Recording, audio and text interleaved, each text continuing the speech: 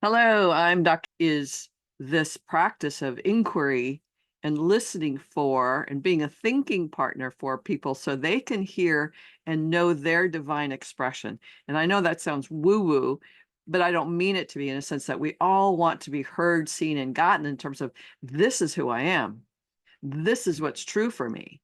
And I don't want to settle or compromise who I am. And everybody wants to be that fullest expression of themselves and what I call being the fulfillment of their human spirit. Every single one of us wants that.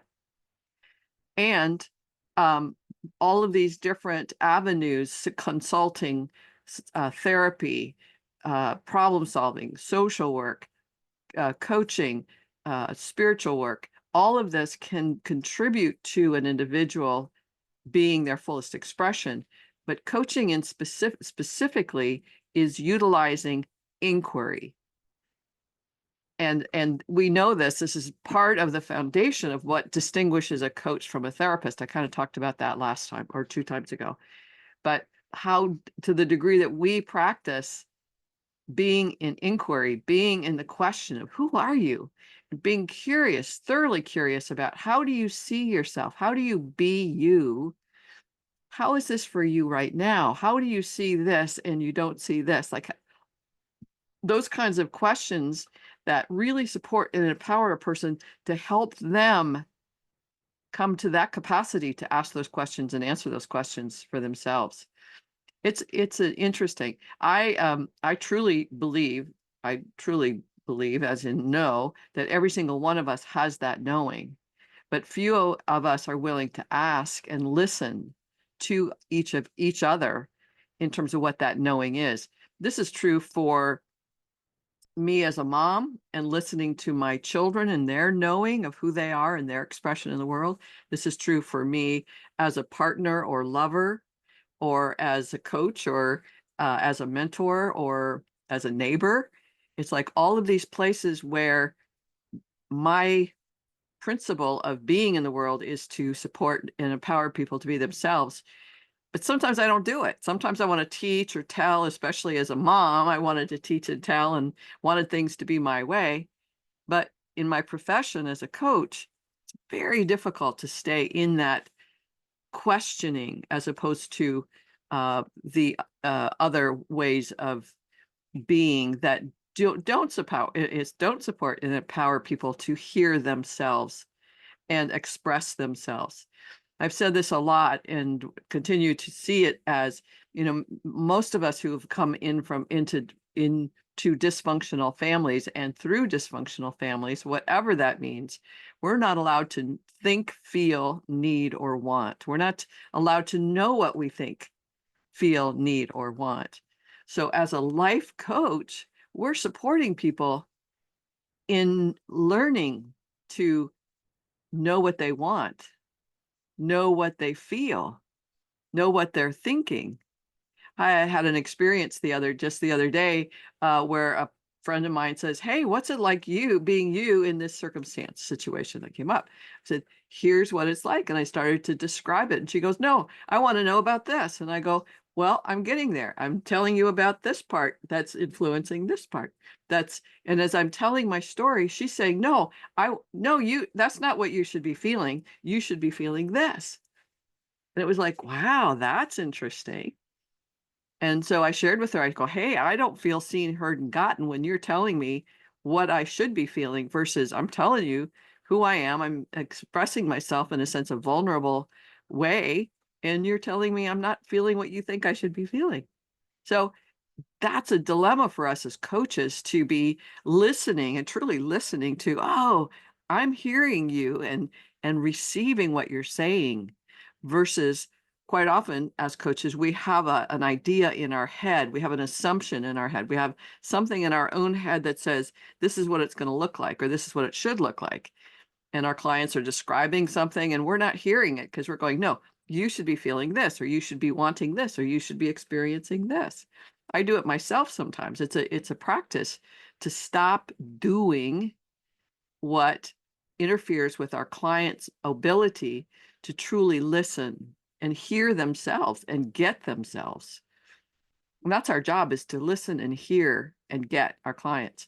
Now, the reason I'm saying it's the most difficult, because it doesn't move as quickly sometimes as other approaches, like people who want to problem solve or teach. Let me tell you how to do this. You'll go do it, and then you'll have a better life.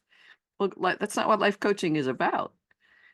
Life coaching is like, what's up for you? What is it you're wanting? What do you need to shift? What will you practice? And then they go off and practice what they say would be good for them to practice to get what they want. It's not up to me to tell them what to practice. It's not up to me to tell them what to do. It's not up to me to problem solve or to teach them.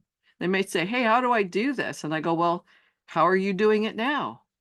And they go, A, B, and C. And I go, is that working? Well, some of it does and some of it doesn't. Excellent. What works? Here's what works. What doesn't work? Here's what doesn't work. What needs to shift? Well, I'll stop doing this and do more of that, and then I can do this too. And they're answering their own questions. They're answering the question that they came in with, I want this. But if I ask the right questions, then they already know the answer. And this is foundational for me as a coach. My coaching principles is my clients already know the answers. I just have to ask the questions in such a way that they can hear that they know the answer, that they can trust the answers, that they can trust their own direct experience of themselves. Another client of mine, I call her Maureen, came in to go, and she's like, I don't know how to do me. And I go, you're doing you all the time. You're doing you all the time, but you're not acknowledging or seeing when you're doing you. You're seeing how you can't do you. You're in your head saying, I can't do me. I don't know how to do me. But all of this time over here, you're spontaneously going to the grocery store, going to the laundry, filling your car with gas, petting the dog, all these elements that are spontaneous. You're doing you all the time. So my point is that we're having to listen differently as coaches. And it's a lot of work to get out of our own way, and to get out of the way so that the client can actually have access to us as a listener, as a thinking partner, as a wisdom, as a perspective that's part of what their experience is. So when I do share something, I'll say to my client, like, okay, I'm going to share something with you, or I have a little teaching, or I have a little story, or and so I'll preface it that way. And then I'll share my sharing. And then I'll follow up with, what happened to you when you heard me say that? What did you notice? What showed up when you were listening? So, and quite often you can see in people's faces, like, huh? Or something that shows up, and you go, what just happened? Because as you're speaking, they're having an experience. As I'm speaking, you're having an experience right now. You're either listening to me or you're doing something else. Maybe you're taking notes, but there's something that's going on inside you as you're listening to me. This is true for our clients. So we want to jump in a sense and say, okay, here's what I shared with you. What happened to you? What did you notice? What's going on for you as you're hearing me say this? They're having a direct experience. That's what we want to cultivate. That's what we want to cultivate in them, that they know their own direct experience. They know their own truth. They know what they think, feel, need, and want. We want to encourage this over and over and over and over again. So for me, that's what makes coaching so difficult. Is it's not like a therapy session or another, in a sense of problem solving. Here's my problem, and then I provide solutions. It doesn't, I'm not that kind of person. Or a consultant, people have problems or issues, and a consultant will tell them what to do. It's not coaching. It's not coaching.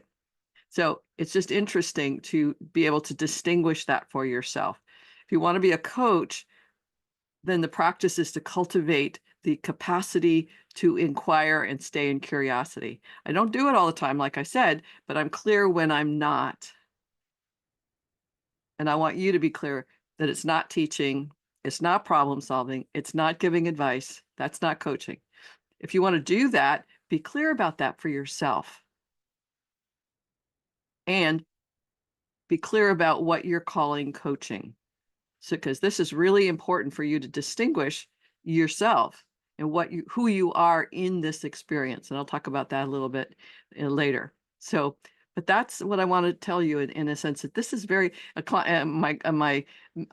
person I'm working with, Marilyn, I just make up the names. She said, I never knew coaching would be so difficult, in a sense that she's learning what it takes to get out of her own way and to really listen and be present, the degree of presence that we bring to our clients. She said, I never knew it was so difficult. But it's the same with life in our relationships everywhere. How much presence do we bring to these relationships and intention? So that's number one, is just know that this coaching profession is very challenging. It's grown me tremendously over the last 25 years, for sure. The next thing I want to talk about is related to what I just talked about, which is what I call the Smarty Pants syndrome. So I always like to think that I'm the smartest person in the room. And I always like to think that I have the answers for everybody. I mean, this is literally true. And my friends have issues and I have answers. And my children have issues and I have the answers. Here, try this, or you should do this, or da da da da. I got all the answers. And this is true with sometimes, as I'm saying, there's this distinction between listening to really listening and being present, and when am I being a smarty pants? When am I just like the other person who is like saying, no, you don't feel that, you should feel this. Like sometimes we do that to our clients. That's not our job. So there's this place where we like to be the smartest person in the room. It gives us a sense of accomplishment. It gives us a sense of importance. It gives us a sense of value. If you know how important I am, if I add value to you by telling you things, you're going to come back, or you're going to tell other people about me, or you're going to think I'm awesome. If I'm only asking questions, I wonder if I've got the competence. So somehow we think that if we're teaching or problem solving, that we're adding value to our coaching. And I started calling myself, and what I saw was I have an addiction to telling people how it should be. I have an addiction, bad habit, whatever you want to call it, of telling people stuff that they didn't ask me for. They didn't ask me, how do I fix this? Or how do I, my friends or family, they're not telling me, I'm just telling them. And I realized the degree to which it can be an addiction. And I started out saying I was going to create a 12-step program for Smarty Pants, basically. And then I just decided to call it the Smarty Pants syndrome. Smarty Pants syndrome is I'm always the Smarty Pants, or attempting to be the Smarty Pants. And this can be a habit that we get into with coaching, because our clients say, oh, I've got this problem, or I've got this issue, or I've got this dilemma. And I go, I know what you do. I know how you can fix that. Here's what, I've got all the answers. But it's not my job to have the answers.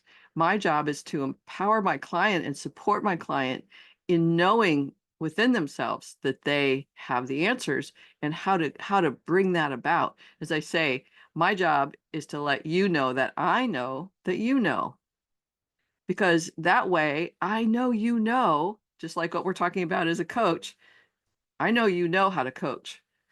And all the habits and things that we do automatically that interferes with really most effective coaching, that's what we're talking about. So my clients know, they have a knowing. I've seen it every single time. And then there's what gets in the way of that knowing. So I could say to my client, hey, you're letting yourself get in the way of your knowing, but that's not really going to help. They go, okay, so now what? Tell me what to do. As opposed to saying, wow, you know so much. And what stops you from living in that knowing? What gets in the way of you knowing and living in that knowing and expressing that? I had a client today who had a spiritually transformative experience. So she had a direct experience with the divine, and that sense of her, as she said, her essence self. She knows who she is. And then she goes, and I am terrified to be that person. I am terrified to be me. So here she's got the knowing, and she shares, "Hey, I'm terrified." It's like, that's always interesting. So my job isn't to say, "Ah, get over it," or "You're so much more," or "Look at how great you are."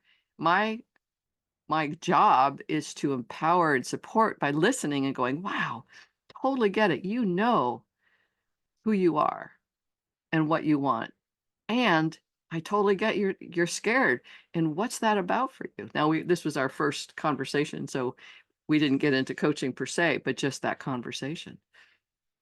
So it's very important to notice where you want to be the smarty pants, not only in your coaching session, but also it's a habit we get into all over in every relationship, most likely, if you're one of those people who has a smarty pants syndrome.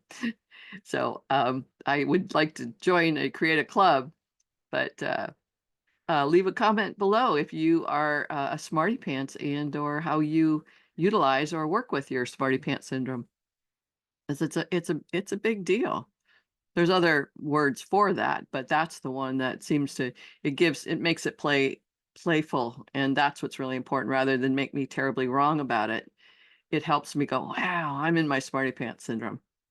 And and then I can stop and say stop to myself.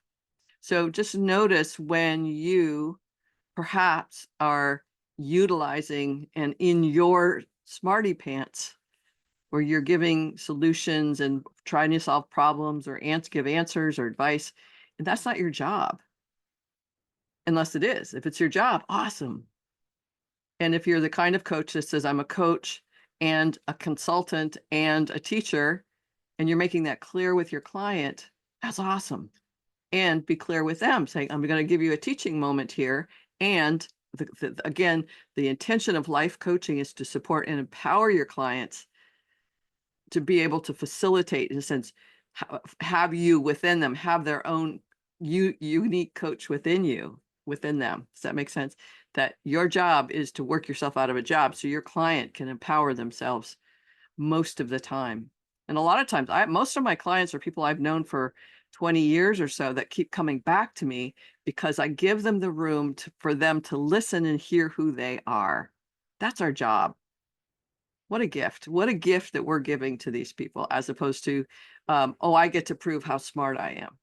If I'm doing that, then that's about me and my ego. It's not about supporting them. And you know the difference. I know the difference. And I have to keep practicing it. I'm not 100% yet. So you keep practicing this. This coaching practice is a coaching practice. So these are just elements of my experience as not only as a coach, but also as a person who's trained coaches and supervised and mentors coaches. These issues come up all the time. So just check it out with yourself and leave a comment below if you have that smarty pants syndrome. So the third thing I want to mention today is that what I'm talking about are some specific principles of coaching or specific principles of spirituality or specific principles of who I am as a human being. And you have those principles as well. And through the trainings that you've gone through, if you've gone through trainings, you've been trained to follow some specific principles, like coaching is inquiry based, those kinds of things. And so every session that you have with a client, and really every conversation you have with anyone, is an opportunity to practice the principles that are really important to you.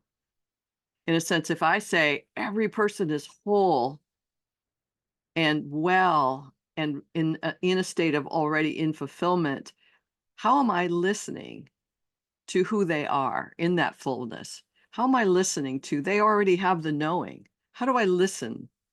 How do I be me in the presence of others? Am I listening for where I can insert myself, where I can be helpful? Or do I just, in a sense, bask in the privilege and the honor of witnessing this beautiful being? All of it, in a sense. But I have to listen for when a client comes in and they're being awesome and all that. And I go, "What would you like from our session today? What is it that you'd like by the end of our session?" So they have an intention, and I'm there to support and serve that intention, that fulfillment. So every session is an opportunity. Every conversation, coaching sessions are just conversations with an intention and intention to fulfillment. And so every session is an opportunity to attend to who I am in service to my client, in service to their fulfillment. And in that, I find that I'm more fulfilled. When I meet that place, that yum place with my client, when we meet there, we're both transformed. We're both shifted. We both walk away with something we never experienced before. And, this is not difficult. This is just a matter of what we're attending to in our sessions. I can attend from fear. And what if they don't come back? And what if they choose somebody else? Or what if they get angry? Or what if they don't like me? Or what if all those what ifs? I can show up in this session that way, or I can say, okay, this time I'm going to practice putting all that aside and just being honored by the presence of this human being that's sitting with me. That's a practice, a huge practice. And as a transformational coach, that's my job. And again, my job is to let you know, or let my client know that I know that they know. And in that, there's reverence. It's a sacred moment for me, truly. And if you see it that way, that's awesome. And I would love you to share with me in the comments below, if you'd like, what that experience is like for you. So that's pretty much it for today. In the description below, you will find there's a form there that says, hey, share your challenges and dilemmas or questions that you have about that you want to answer so you can be a better coach. Now, that's a direct request. I want this. I want to know what that is. Those direct requests are what I want to speak to. So please feel free to ask questions or share your challenges with clients and or with yourself, and I'd be happy to support and empower you that way. Also, I have a coaching group, which is a group of coaches that get together every other week, where we're talking about what's showing up in our practices, in our sessions, and what do we want to shift to be more effective in our coaching. So you're welcome to join that group. And I also, in September 2024, just a couple weeks from now, I have an intensive coming up where we're talking about transformational coaching and some of the foundations of that program. It's an intensive on the 14th and the 28th of September. So you're welcome to join that. It's a Zoom call. And that's pretty much it. All right. Thanks for being you. And that you're here means that you have an intention to be a more effective coach, a better coach. And that makes me happy. I'm sending you all blessings. Bye for now.